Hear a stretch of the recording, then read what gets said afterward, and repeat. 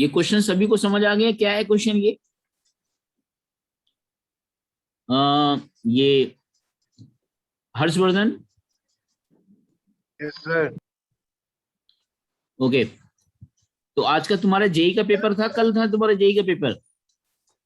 फिर आज था 9 बजे। कैसा था पेपर, कैसा आया? ठीक ठाक आया था सर, मतलब मिक्स से लेवल सा था, मतलब आसान भी थे कुछ कुछ, मतलब बड़े हार्ड भी थे, और कुछ ठीक ठीक भी आ रखे थे इस बार। अच्छा, क्वेश्चन निकल रहे थे आराम से? यस सर, मतलब आराम से निकल भी रहे थे, कुछ थोड़ा कुछ में टाइम भी लगा हाँ सोचने हाँ, में, कुछ कुछ तो में टाइम बिल्कुल ही लग नहीं रहा हुए, होगा। दो तीन तो ऐसे होते ही है, कुछ तो दो तीन तो हाँ बिल्कुल ही हाँ, नहीं नहीं हुए। नहीं, ठीक है। वही है, थोड़ा प्रैक्टिस पे तो ही सर है, और क्या था साल। है। Yes sir. कुछ तो बहुत लंबे थे, कुछ तो बहुत लंबे थे, दो एक दो तो बहुत लंबे थे, मतलब टाइम टाइम वेस्ट होने वाले होते हैं दो तो, हाँ हाँ ऐसे तो। हाँ, ओके।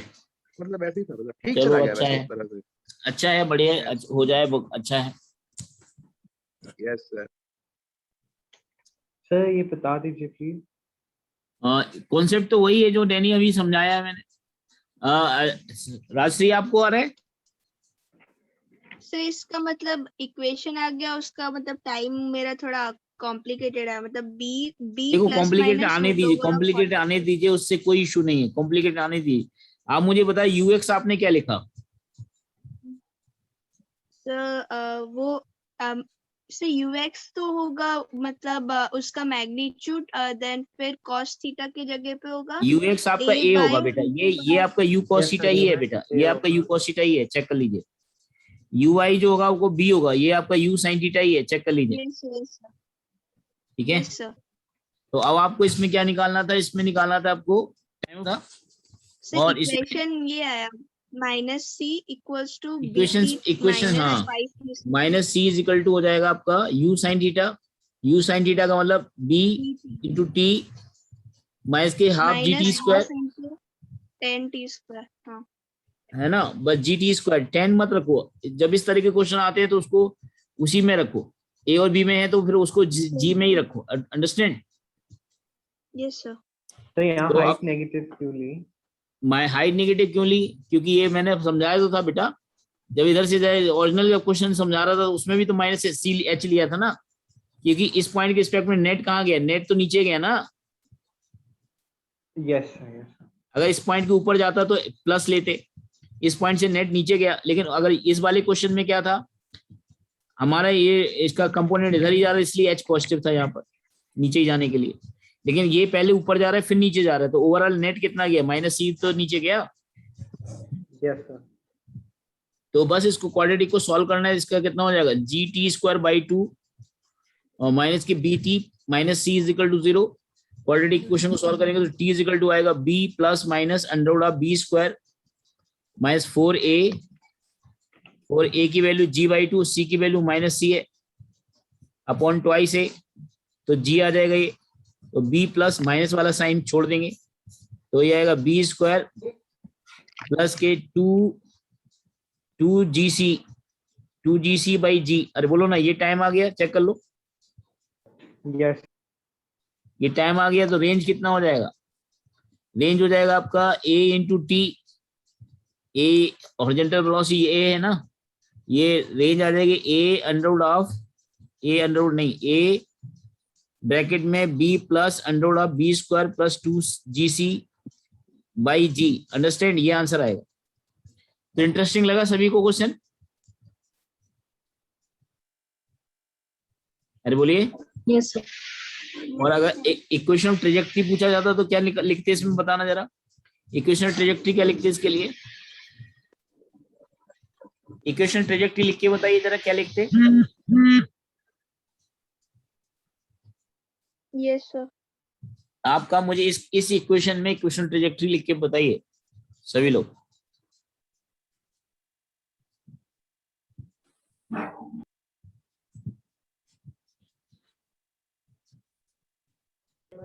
तो जो minus half is equal to minus B T minus half ji T square, यही इक्वेशन नहीं होगी? हैं क्या? Minus C is equal to minus B T minus half ji T square equation नहीं होगी? y बराबर क्या होता है? X tan theta.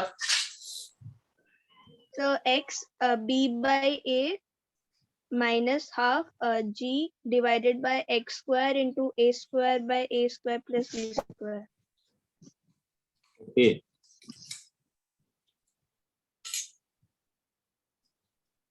देखते हैं और लोग बताइए क्या आया। तो मतलब tan थीटा के जगह पे b by a रखना है एंड cos थीटा के जगह पे a by root over of a square plus b square रखना है ना? बिल्कुल बिल्कुल, Yes sir.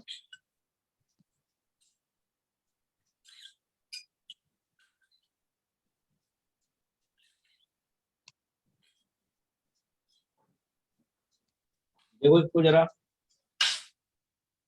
इसमें करना क्या होगा, इसमें आपको देखो ये आपका h तो वो तो टाइम पीरियड वगैरह वो सब आ गया। y बराबर क्या होता है, x tan theta minus G by two x square upon you square cos square theta होता है। तो x तो x हो गया, tan थीटा कितना हो जाएगा, b अपॉन ए हो जाएगा। चेक Yes, करो, sir.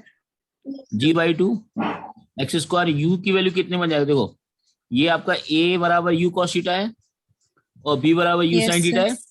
दोनों का स्क्वायर Yes, करके sir. जो दोनों का स्क्वायर करके ऐड करो, तो a square plus B square is equal to कितना हो जाएगा, यू स्क्वायर हो जाएगा। क्यों, Yes sir.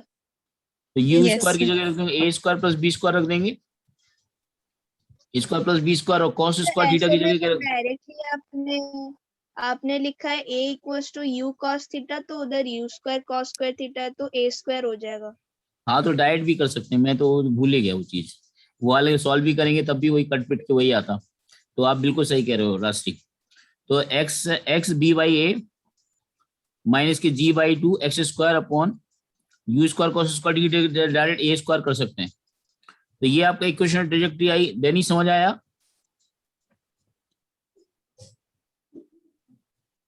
Yes, Danny, sir. तो ये अच्छा क्वेश्चन लगा ना आप लोगों को सभी को। Yes, sir. Yes sir. Yes. Okay, हाँ इसमें एक चीज और पूछ सकता है आपसे कि अगर मान लो एक पार्टिकल ग्राउंड से फेंका गया, मान लो यू वेलोसिटी से, अब इसको करके बताइए जरा, और इसमें यू दे रखी है, उसमें ए आई प्लस बी जे दे दिया उसने,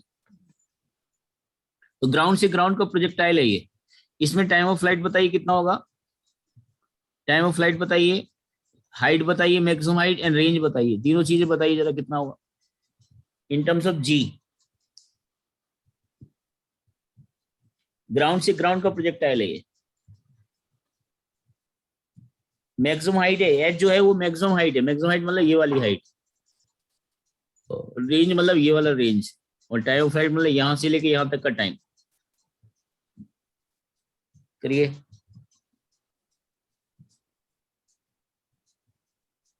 इसमें आपको डायरेक्ट वो फॉर्मूले याद रखना है बस, u cos थीटा की जगह क्या आएगा, a आएगा, u sin थीटा की जगह b आ जाएगा। क्यों, तो टाइम ऑफ फ्लाइट आएगा root over of 2b by time का g। फ्लाइट होता है 2u sin theta by g होता है ना,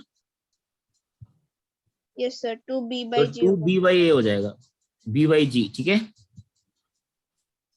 yes sir. Yes, sir. Maximum height का फॉर्मूला होता है u square h sin square होगा थीटा b square by 2g।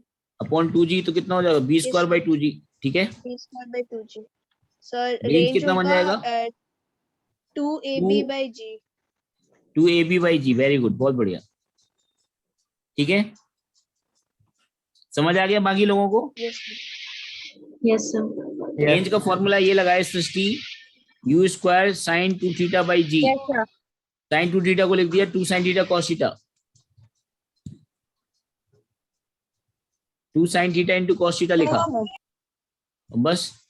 तो u cos u sine theta b हो गया, यू कॉस थीटा ए हो गया, तो twice a b by g, ठीक है। Yes, sir. एक क्वेश्चन और लिख लिए, ये माता जी का फोन आ रहा है, जरा सूर्यांश बात कर लो, ये तो क्लास ले रहा हूँ सूर्यांश,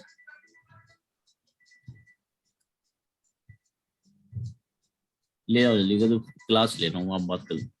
तो जरा देखो y बराबर अगर मैं ले दे तो y बराबर a x minus b x square, ये मैंने क्या दिया है, ये पार्टिकल इस पाथ में मूव कर रहा है, ठीक है। Yes, sir. तो आपको इसमें रेंज बतानी है, टाइम ऑफ फ्लाइट बतानी है, मैक्सिमम हाइट बतानी, बताइए।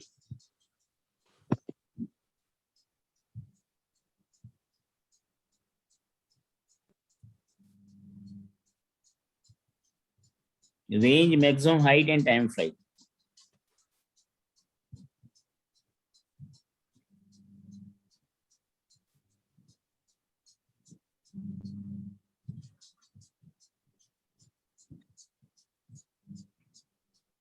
कैसे आएगा राजश्री?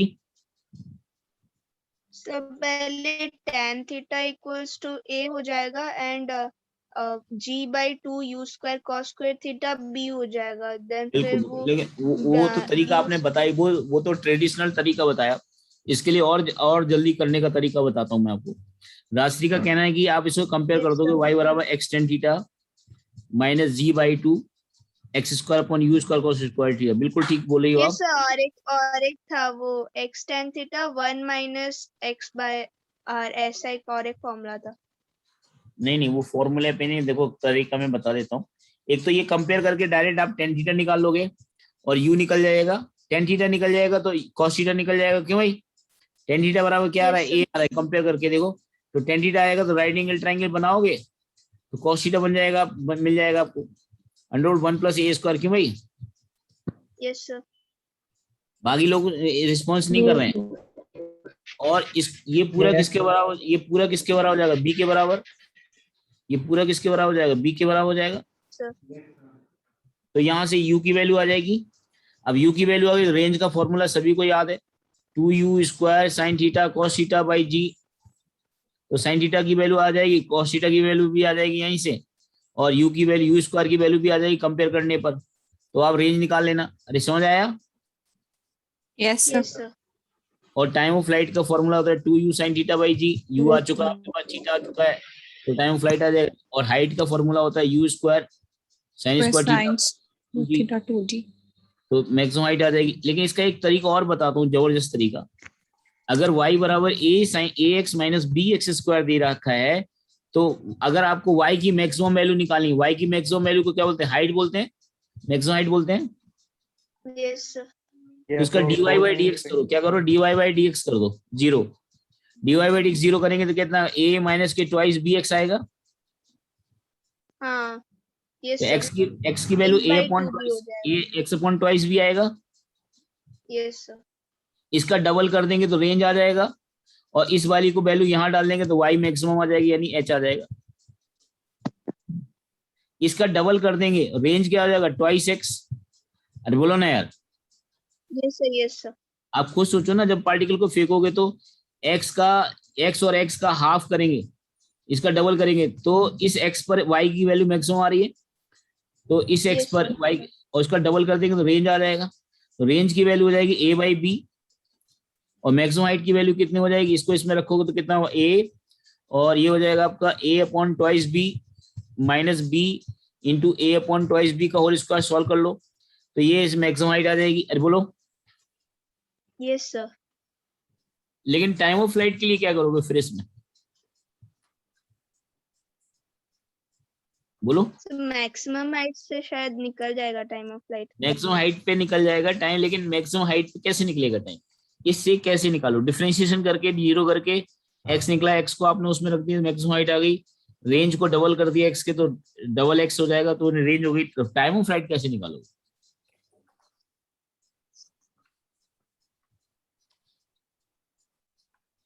टाइम ऑफ फ्लाइट निकालने के लिए आप मुझे बताइए एक्सप्रेशन में कैसे करना पड़ेगा। इसके लिए तो आप कंपेयर करके ही निकाल पाओगे, और तरीका नहीं है इसमें। टाइम फ्लाइट कंपेयर करके ही निकालना पड़ेगा, ठीक है? Yes, sir. ये चीजें ध्यान रखना। तो अब डैनी आपको कॉन्फिडेंस आया इसमें? Yes sir. ओके, तो लगभग मैंने सारे तरह का कंप्लीट कर दिया है ये। अब ठीक है, तो जरा डाउट्स देख लेते हैं। तो एक्चुअली सृष्टि आज हम वेव ऑप्टिक्स कल आप करवा देंगे, ठीक है? आज थोड़ा सा डाउट्स भी देखने जरूरी है, ठीक है? बहुत सारे डाउट पड़े, ये भी कॉन्सेप्ट ही पूछा है बच्चों ने। Yes. तो डैनी, हाँ बेटा बोलो। सर वो जो मतलब एक ब्लॉक के ऊपर दूसरा ब्लॉक रखने के बाद जो फ्रिक्शन और उसके हिसाब से, तो मैंने 4 क्वेश्चन दिए, वो मतलब 3 क्वेश्चन दिए, वो वाला मतलब डिफरेंस वैसे समझा दीजिए। अच्छा। समझ नहीं आ रहा। ठीक है, बता देता हूँ। क्वेश्चन नंबर 36 देख लो पहले, है ना? मेरा श्री 36 देखना है। Yes sir. इसमें देखिए एक स्मूथ सरफेस दे रखा है, उसमें 100 किलो केजी का वेट दे रखा है, 100 केजी का, और इसके ऊपर 1 केजी का ब्लॉक रखा हुआ है, और इसमें 10 न्यूटन का फोर्स लगाया जा रहा है, और इनके बीच में जो फ्रिक्शन कोएफिशिएंट है म्यू, दैट इज 0.5। कितना दिया? 0.5 दिया है। तो friction force on 1 KG block is, 1 KG block में फ्रिक्शन फोर्स बताने थे। एक बात इसमें सबसे पहले तो आपको क्या करना होता है, देखिए अगर आपने, ये स्मूथ सरफेस है, नीचे वाला स्मूथ है, पहले आप देखो कि ऊपर वाले ब्लॉक में फोर्स, जब आपने 10 न्यूटन का फोर्स लगाया तो इसका मतलब ये इसके ऊपर रखा हुआ है, तो मान लेते हैं इसका सिस्टम का एक्सेलरेशन निकाल लेते हैं, मान लो दोनों एक ही साथ है, मतलब एक ही सिस्टम है, मान लेते हैं थोड़ी देर के लिए। तो एक्सेलरेशन कितना आएगा आपका? 10/101 आएगा, 101 आएगा। Yes sir. यस अब जरा देखिए ऊपर वाले ब्लॉक में कौन कौन से फोर्सेस आएंगे। एक तो स्यूडो फोर्स आएगा, MA आएगा, सर। तो ऊपर स्यूडो फोर्स आएगा, तो इसमें फ्रिक्शन फोर्स कहाँ लगेगा? आगे लगेगा। Yes sir, mu N. हाँ, और नीचे म्यू एन होगा कि नहीं होगा अभी कंफर्म नहीं है, राजश्री जल्दीबाजी मत करो। Yes sir. म्यू एन होगा कि नहीं होगा अभी कुछ नहीं कह सकते। नीचे वाले ब्लॉक में Yes, फ्रिक्शन sir. कहाँ लगेगा? पीछे। Yes sir. अब इसका FVD बनाओ, इसका नॉर्मल फ्रिक्शन ऊपर हो गया N1, इसका क्या होगा? mg, स्मॉल mg, और उसमें नॉर्मल फ्रिक्शन ऊपर इसमें लगे तो इसमें नॉर्मल फ्रिक्शन नीचे लगेगा, इसमें ग्राउंड की नॉर्मल फ्रिक्शन ऊपर लगेगी, इसका वेट कैपिटल MG नीचे लगेगा, अरे बोलो, और Yes, 100 sir. इधर लगेगा। ये वाले फोर्स समझ आए? आगे वाला 100 आपने 100 है या 10 है वो वाला आगे 10 वाला? 10 मुझे 10 100 दिख गया वो गलती से, ठीक Yes, है, sir. 10 है। तो अब आप देखो, अब इसमें आपको ये जरा MA की वैल्यू निकालो, जरा पहले MA की वैल्यू निकालो, MA की वैल्यू और इसकी मैक्सिमम फ्रिक्शन की वैल्यू निकालो। इसके मैक्सिमम फ्रिक्शन की वैल्यू कितनी होगी? म्यू 0.5 है, और N कितना है? N है आपका 1G, तो ये आएगा 5 आ गया, कितना आ गया? 5 न्यूटन, यानी मैक्सिमम फ्रिक्शन 5 न्यूटन होगा। इस MA की वैल्यू निकालो जरा, M का वैल्यू कितना है? 1, और A का वैल्यू कितना है? A का वैल्यू है 10/11 ना, नहीं मास कितना था? 101. 101। तो ये देखो कितना भयंकर फोर्स आ गया, कितना आ गया? ये कितना भयंकर आ गया, 10/, अच्छा उल्टा कर दिया, 1 इंटू भयंकर नहीं आया, 10/101। तो जरा जिसकी वैल्यू जरा Yes, निकल, sir. कितना है? इसकी वैल्यू कितनी आई? पॉइंट में 5 न्यूटन से कम है या ज्यादा है? इसकी कम वैल्यू है। 5 न्यूटन से कम है या ज्यादा है? कम है, बहुत कम है। तो देखो ना यार Yes, sir. Rajshree, Yes, sir. अब ये जो फोर्स लगा इसमें, अप्लाइड फोर्स तो ये हुआ ना इसमें, MA ऊपर वाले ब्लॉक में अप्लाइड फोर्स तो MA हुआ ना। Yes, sir. अगर अप्लाइड फोर्स मैक्सिमम फ्रिक्शन से कम है, तो जो फ्रिक्शन फोर्स होता है वो Move नहीं अप्लाइड फोर्स करेगा। के बराबर होता है। ये समझ पता है आपको? Frictional force applied. ये सब वो मूव पर नहीं करेगा ना, तो से applied force friction force maximum से कम है, तो फ्रिक्शन अप्लाइड फोर्स के बराबर होता है। Do you know this? ये सब वही वाला डाउट था, मुझे समझ नहीं आ तो रहा। 10/101 होगा फ्रिक्शन। अरे बोलो ना यार, Yes, sir. Yes, sir. बाकी लोगों को समझ आ गया? Yes, Yes, sir. ठीक है, नेक्स्ट क्वेश्चन। अगला भी फ्रिक्शन से ही क्या राशि? सर ऐसे ही टाइप का है 3 क्वेश्चन। अब तो आपको समझ आ गया ना तरीका कैसे करते हैं? Yes sir. और एक तो बता दीजिए। और कौन सा बताऊं? बताओ। तो उसके ऊपर वाला, ऊपर वाला कौन सा है? 28। क्वेश्चन नंबर 4 है। 3 क्वेश्चन नंबर 3। क्वेश्चन नंबर 3, अच्छा 3 देख Yes, sir. लीजिए। Question number 3, question number 3, 40 kilogram slab rest on A frictionless floor. एक ये बड़ा सा फ्लोर है ये, और इसके ऊपर एक ये मास रखा हुआ है। ओके, इसका मास 10 kg है, और इसका मास कितना है? 40 kg है, और इसमें 100 न्यूटन का फोर्स लग रहा है इधर। ओके, एक है 40 kilogram slab rest on frictionless floor, ये 10 kilogram floor rest on the top of the slab, उसमें रेस्ट में है, the coefficient friction between blocks and slab, इसके बीच में जो म्यू दे रखा है वो 0.4 दे रखा है, 0.40 मतलब 0.4। 10 kilogram block is acting upon by horizontal force, g की वैल्यू को 10 ले, result in extension of the slab, slab का रिजल्ट इन एक्सटेंशन बता देते हैं। एक काम कर सकते हैं, इसमें इनके बीच में जो फ्रिक्शन लग रहा है, ये आगे बढ़ रहा है तो इसमें फ्रिक्शन पीछे लगेगा। ओके, इसमें 100 न्यूटन। ओके, अब इसमें एक काम करते हैं, इसकी मैक्सिमम वैल्यू निकाल के देख लेते हैं पहले, क्या मैक्सिमम वैल्यू 100 के बराबर है या कम है या ज्यादा है, क्या है अभी पता चल जाएगा। तो इसका नॉर्मल फ्रिक्शन हो गया n और mg इसका हो गया 10g, तो इसका जो मैक्सिमम फ्रिक्शन होगा वो कितना होगा, म्यू इंटू एन होगा। म्यू की वैल्यू 0.4 दे रखी है, 0.4 है, एन कितना होगा mg के बराबर, यानी 100 हो जाएगा, यानी 40 आ जाएगा। कितना आ जाएगा, ये समझ में आ रहा है। अब देखो अप्लाइड फोर्स जो है वो 40 से कहीं ज्यादा है, अरे बोलो ना यार। ये सब ज्यादा है, इसका मतलब ये ऊपर वाला ब्लॉक खिसकेगा, ऊपर वाला ब्लॉक खिसकेगा, मूव करेगा। हाँ मूव करेगा, ऊपर वाले ब्लॉक मूव करेगा। इसका एक्सेलेरेशन मान लेते हैं a1 है, लेकिन नीचे वाले ब्लॉक का एक्सेलेरेशन a1 आगे नहीं होगा, नीचे वाले ब्लॉक का एक्सेलेरेशन a1 पीछे होगा। अरे बोलो ना यार, तो आपको ऐसा क्यों हुआ, ऐसा क्यों हुआ बोलो। ऐसा इसलिए हुआ ऊपर वाले फ्रिक्शन पीछे आ रहा है, इसमें हाँ इसका भी एक्सेलेरेशन आगे ही होगा, सॉरी इसका भी एक्सेलेरेशन आगे ही होगा, क्योंकि इसमें फ्रिक्शन आगे आ रहा है ना। अरे बोलो, यस सर। नीचे वाले ब्लॉक का एक्सेलेरेशन a2 होगा, लेकिन a1 a2 सेम नहीं होगा। ओके, इसमें पूछा जा रहा है कि इसमें वो प्रीवियस क्वेश्चन में जो था वो मतलब बड़े वाले स्लैब के ऊपर फोर्स लगा रहा था, तो शूडो फोर्स लगेगा छोटे वाले ब्लॉक पे। अगर ऊपर वाले ब्लॉक पे लगेगा फोर्स तो नीचे वाले पे शूडो फोर्स नहीं लगेगा। नहीं लगेगा, कैसे लग जाएगा, ये नीचे वाला ऊपर ऊपर वाले के नीचे वाला है, ऊपर वाला है, कौन किसको कैरी कर रहा है, बड़ा वाले को छोटा कैरी कर रहा है, छोटे वाले को बड़ा कैरी कर रहा है। छोटे वाले को बड़ा कैरी कर रहा है। हाँ, तो छोटे वाले को बड़ा कैरी कर रहा है, तो बड़े पे फोर्स लगा रहा है, तो नीचे पे स्यूडो फोर्स नहीं आएगा ना बाबा। यस, तो खाली फ्रिक्शन फोर्स आएगा। हाँ, फ्रिक्शन फोर्स आएगा, स्यूडो फोर्स नहीं आएगा। अगर उसके ऊपर रखा होता और नीचे वाले में फोर्स लगा रहे होते तो स्यूडो फोर्स आता। ठीक है, यस सर। तो इसमें result in acceleration of the slab बताना है, तो यानी रिलेटिव एक्सेलेरेशन बताना एक तरह से। ठीक है, रिजल्टिंग का मतलब रिलेटिव एक्सेलेरेशन। तो ऊपर वाले का एक्सेलेरेशन हमारा हो जाएगा a1 हो जाएगा आपका 100 माइनस fr की वैल्यू 40 अपॉन मास कितना है इसका ऊपर वाले का 10, कितना आ गया 6 आ गया। Yes sir. 6 मीटर पर सेकेंड स्क्वायर है ऊपर वाले का। नीचे का एक्सेलेरेशन a2 बराबर क्या होगा, fr तो यही रहेगा 40 अपॉन नीचे का मास कितना है, नीचे का मास कितना है 40, तो 1 आएगा, 1 मीटर पर सेकेंड स्क्वायर आएगा। बोलना यार। Yes sir.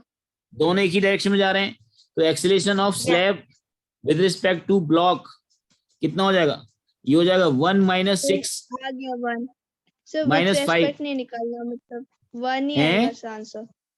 सो 1 ही आंसर दिया है, मतलब किसका निकालना है एक्सेलेरेशन, सिस्टम का, सिस्टम वाला स्लैब का ना। स्लैब का, ये स्लैब का आपने निकाल दिया ना 1 मीटर पर सेकंड स्क्वायर, अच्छा उतना ही आंसर है।